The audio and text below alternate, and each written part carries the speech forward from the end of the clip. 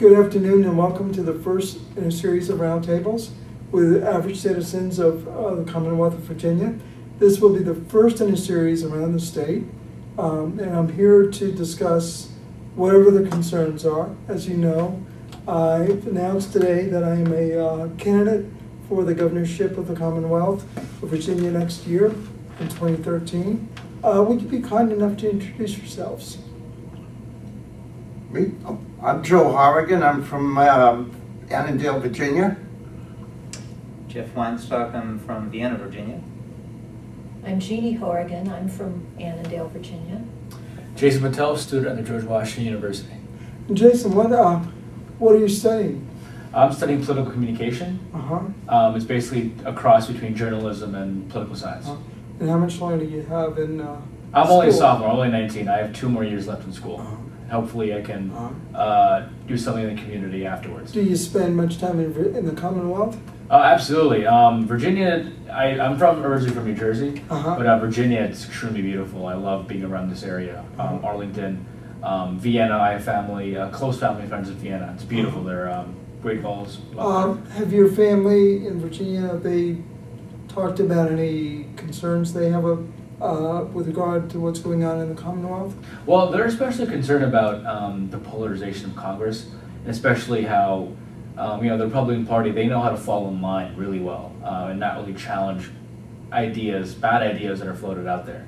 And I think that we need a leader who would, be brave enough to have the fortitude, to stand up to, like a tax cuts that we don't need. Or social. You're talking about the Bush tech? Yeah, I mean anything in general.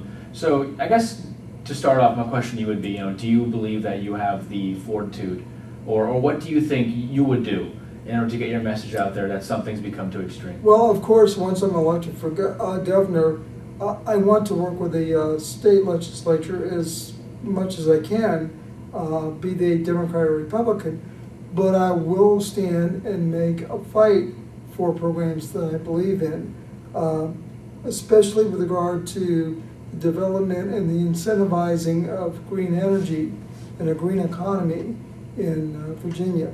We absolutely have to end our dependency on oil. I realize we can't end it all at once, but the fact of the matter is we're doing very little.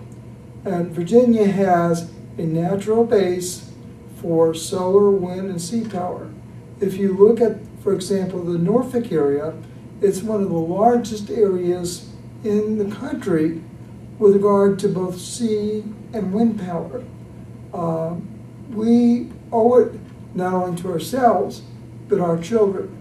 Last year, the carbon amount increased by 6%. We're slowly killing ourselves. And we're ruining the future of our children. I do not believe about going ahead and running around with my head cut off like a chicken and singing the sky's falling. But the fact of the matter is, the science is there. There is real climate change, and it's devastating. So yes.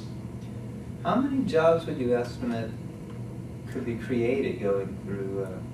Well, it's early on in the campaign and our research, but I believe that the creation of a green economy and a green jobs in the Commonwealth would create 2 to 5 more jobs than we have now. Especially those jobs could begin.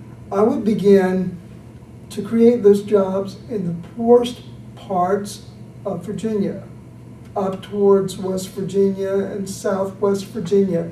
That's where we have a pocket of poverty.